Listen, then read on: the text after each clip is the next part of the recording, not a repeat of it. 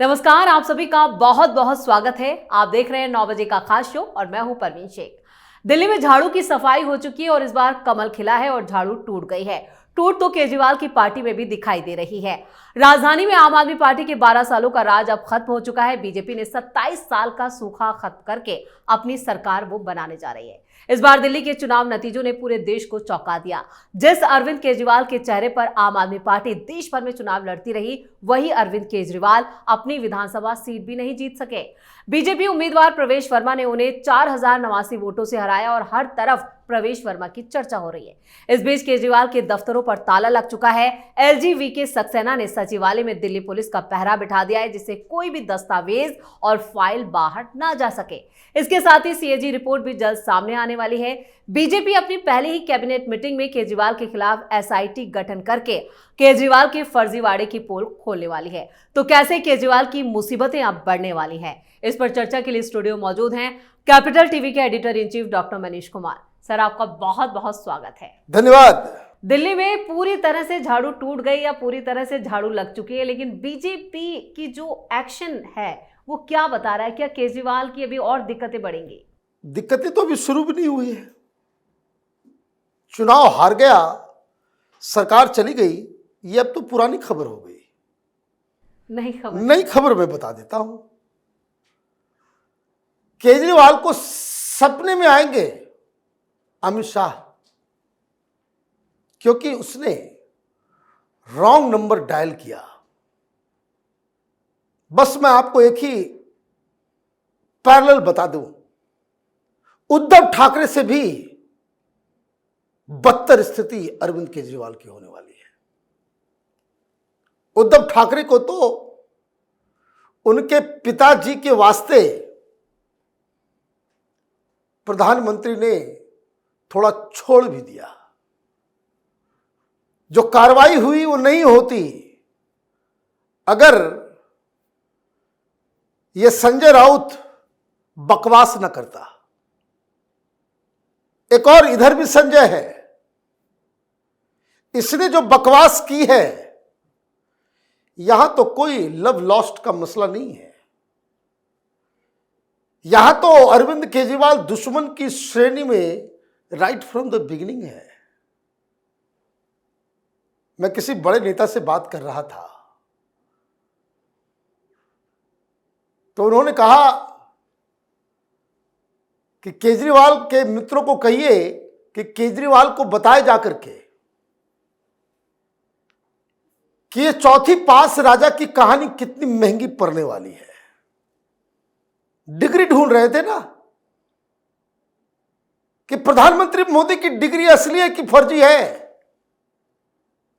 हाँ, third degree का नाम सुना है?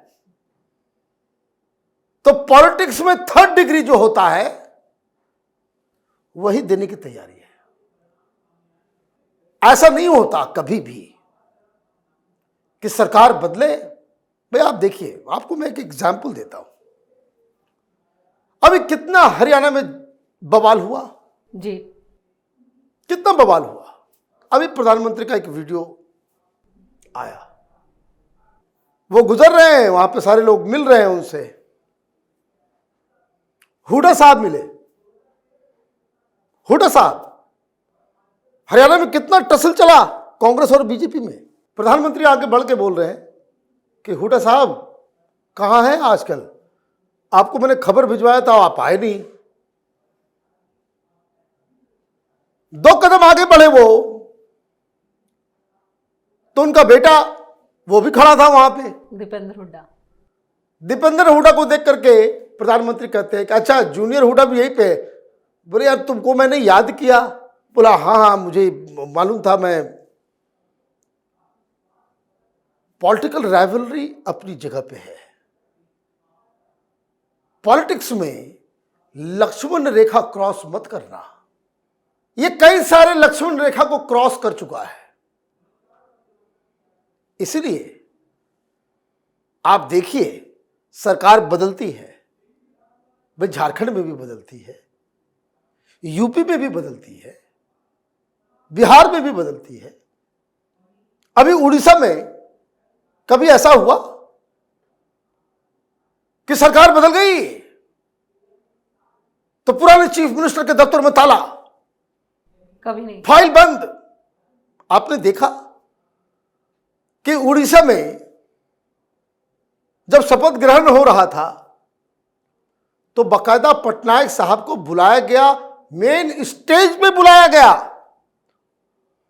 और पटनायक साहब जैसे ही उस स्टेज पे गए, भारतीय जनता पार्टी के तमाम नए चेहरे, भारतीय जनता पार्टी के तमाम लीडर्स, कोई हाथ जोड़ रहा है, कोई उनके पैर छू रहा है। This is how you pay respect to your political rivals. तो चौथी पास राजा की कहानी अब इसको तिहाड़ में सुनाई देगी। क्या है ये इंतजाम, क्यों किए जा रहे हैं? एक इंतजाम तो 14 के 14 सीएजी रिपोर्ट को पब्लिक करना। कोई बता रहा है कि 14-15 घोटाले उसमें हैं, तो रोज कहानी आएगी उसकी। लेकिन जो एसआईटी बनाई जा रही है वो सीएजी रिपोर्ट के लिए नहीं है। सीएजी रिपोर्ट में जो घपला हो रहा है उसके लिए एसआईटी नहीं है जी।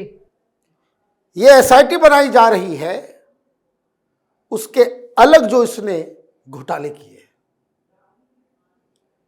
ये जिस तरीके से अपनी पार्टी चलाता है कि जैसे वो अपना घर चला रहा हो, वैसे ही इसने अपनी सरकार चलाई है। मैं आपको बता दूं, केजरीवाल के तमाम चट्टे बट्टे जो ब्यूरोक्रेसी में जो उसके साथ जो अधिकारी थे, जान प्राण लेकर के भागे हुए फोन कर रहे हैं कि हमारे ऊपर कार्रवाई मत करो, सब कुछ बताने के लिए तैयार है। वे अधिकारी है, वो शीश महल, चीफ मिनिस्टर उसमें नहीं रहेगा। और वो जो है वो एक एग्जीबिशन लगने वाला है वहां पे दिल्ली की जनता को देखने के लिए। बाकायदा उसको और साफ सुथरा करके वो जहां सब कमोड वगैरह लेकर के भागे हैं वो सब वापस आएगा। प्रधानमंत्री का सीधा सीधा इंस्ट्रक्शन है, इस व्यक्ति को छोड़ना नहीं है, कारण ये व्यक्ति एक पॉलिटेंट है। He is a political pollutant. ये राजनीतिक प्रदूषण है अपने आप में। इस पोल्यूशन का इलाज करना पड़ेगा, नहीं तो पूरे देश में बर्बादी हो जाएगी। कांग्रेस पार्टी को बात समझ में आ गई और इसलिए कांग्रेस पार्टी इसके खिलाफ चुनाव लड़ी। अखिलेश यादव बोल रहे हैं तो रामगोपाल यादव बोल रहे हैं, बड़े होशियार हो गए ये लोग। कांग्रेस पार्टी ठेका लेकर के रखी हुई है कि समाजवादी पार्टी की सरकार बने, समाजवादी पार्टी चुनाव जीते। अभी तो आ गया खबर, बीजेपी बिहार में कैंपेन शुरू कर रही है और कांग्रेस पार्टी एक स्टेप आगे चल रही है। क्या? राहुल गांधी की यात्रा शुरू होगी बंगाल में। एकला चलो रे, बंगाल में पदयात्रा करेंगे राहुल गांधी। बंगाल के तमाम कांग्रेस, भाई ठेका लेकर के बैठी हुई कांग्रेस पार्टी कि ममता बनर्जी की चुनाव जीतते रहे, सरकार में बनी रहे। कांग्रेस पार्टी को अपना संगठन, अपने लोग उसको ध्यान में, उसका तो ध्यान उसके ऊपर ही रहेगा ना। और तमाम दलाल पत्रकारों को जिनको माल मिल रहा था केजरीवाल से, देखिए सब टीवी चैनल वाले, नमक की अदायगी हो रही है ना, नमक हलाली हो रही है। क्या एक कांग्रेस की वजह से हार गया आम आदमी पार्टी? हाँ। कांग्रेस को ये अच्छा बता दो भाई, इतने अक्लमंद लोग कहां से पैदा हो गए, इतने कलाकार, पॉलिटिकल एनालिस्ट।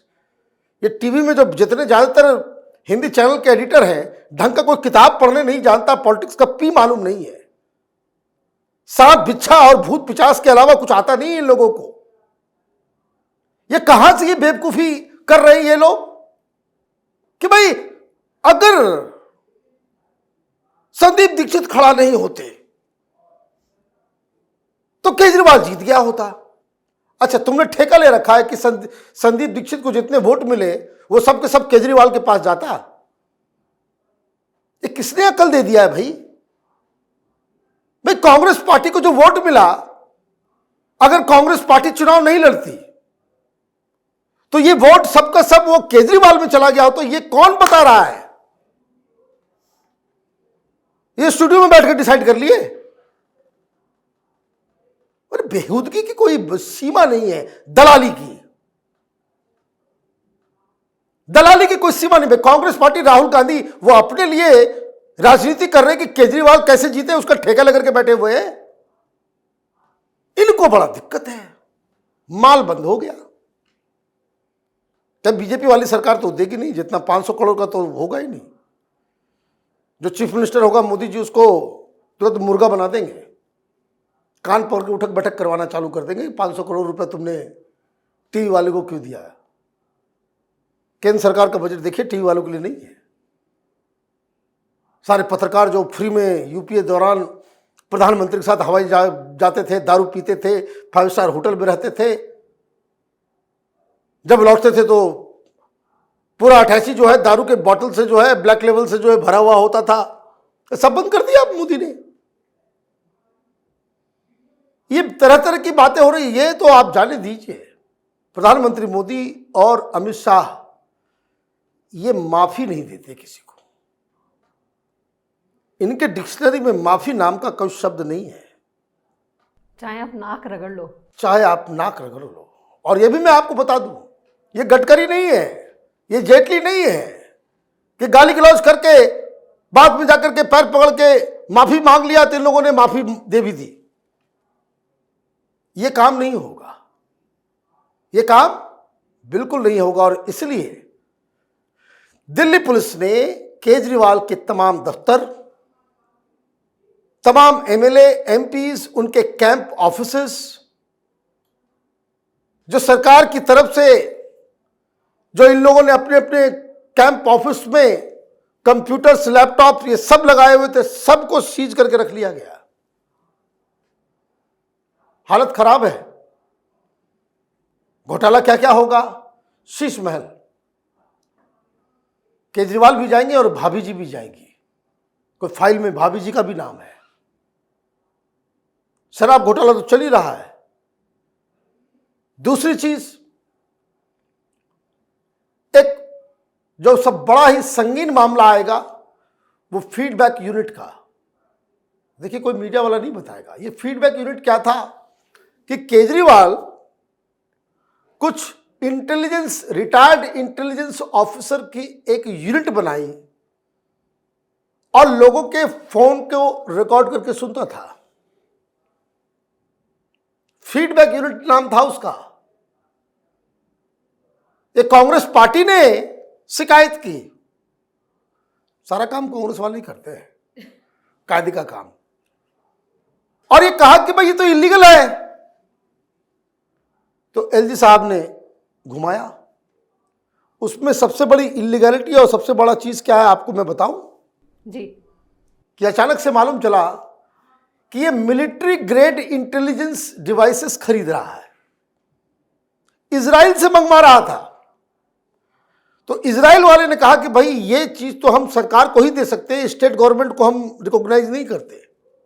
वो आपके केंद्र सरकार के गृह मंत्री से, गृह मंत्रालय से वो ओके जब तक नहीं होगा तब तक ये सामान हिंदुस्तान नहीं जा सकता, क्योंकि हमारा करार जो है हिंदुस्तान की सरकार से है, स्टेट गवर्नमेंट को हम रिकॉग्नाइज नहीं करते हैं। तो वो फाइल अमित शाह के पास पहुंचा।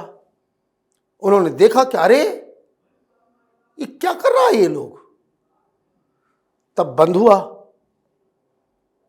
उसकी इनिशियल जांच हुई है और जांच में पाया गया 600-700 लोगों का फोन टैपिंग चल रहा था। और जब ये फोन टैपिंग चल रहा था, उसमें इंटरेस्टिंग बात मैं बताऊं आपको, वो 600 लोगों में 500 लोग आम आदमी पार्टी के ही थे। किसी पे विश्वास नहीं करता ये अपने लोगों की जासूसी कर रहा था, बाकी लोगों की जासूसी क्या करेगा। अपने लोगों की जासूसी कर रहा था। तो एक तो फीडबैक यूनिट हो गया, बस की खरीदारी में घोटाला है वो भी होगा, पानी का बिल उसकी अलग कहानी है कि दिल्ली के लोग जो पानी का बिल भर रहे थे वो किसी प्राइवेट खाते में जा रहा था। बात समझिए, जल बोर्ड के अकाउंट में पैसा नहीं गया, वो किसी प्राइवेट खाते में गया है, तो वो भी जांच होगी। बस खरीदारी मैंने बताया ही। एक सीसीटीवी घोटाला हुआ है।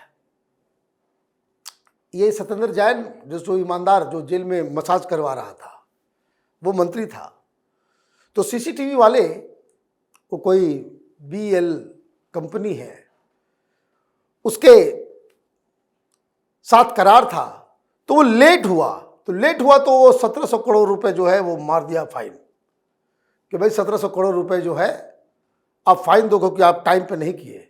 और पीछे से जाकर के सत्येंद्र जैन उस कंपनी से डील कर रहा है कि भाई कुछ कैश दे दो, इलेक्शन का समय है, कुछ पैसे दे दो हमको, ये माफ कर देंगे। माफ कर दिया गया तो उसका मतलब घूस लिया गया। इसकी भी जांच होगी। जांच ये शिक्षा क्रांति एक क्लासरूम में जो 2700 करोड़ रुपए जो खर्च किए हैं उसकी भी होगी। भाई पैसा गया कहां, पैसा गया कहां?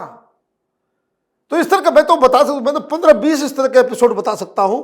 तो कहने का मतलब यह है कि एक एक चीज को खंगाला जाएगा। CAG की रिपोर्ट जो आएगी वो अलग, ये जो ऑलरेडी कुछ में प्रिलिमिनरी इन्वेस्टिगेशन हो चुका है वो अलग। तो कहने का मतलब ये है कि ये मत कहिए कि वो झटका लगा है केजरीवाल को। अभी कुछ नहीं लगा है, अभी तो खराब दिन शुरू होने वाले हैं। चलिए, इस तमाम जानकारी के लिए और सटीक विश्लेषण के लिए आपको बहुत बहुत धन्यवाद। धन्यवाद। सत्ता का नशा केजरीवाल पर ऐसा चढ़ा कि उन्हें लगा कि अब वही दिल्ली के मालिक हैं, लेकिन लोकतंत्र में असली मालिक जनता होती है। अब केजरीवाल का हिसाब बराबर करने के लिए उनके साथ एक साथ कई जांच जो है सामने आ सकती हैं। हालात ऐसे दिख रहे हैं कि उनकी गिरफ्तारी इस हफ्ते या अगले हफ्ते तक हो सकती है। वहीं पार्टी की बागडोर भी उनके हाथ से जाती हुई दिखाई दे रही है, यानी आने वाले दिन केजरीवाल पर भारी गुजरने वाले हैं। इस खास शो में इतना ही। वीडियो कैसा लगा कमेंट करके अपनी राय जरूर दें। वीडियो को लाइक करें, शेयर करें, कैपिटल TV को सब्सक्राइब जरूर करें। धन्यवाद।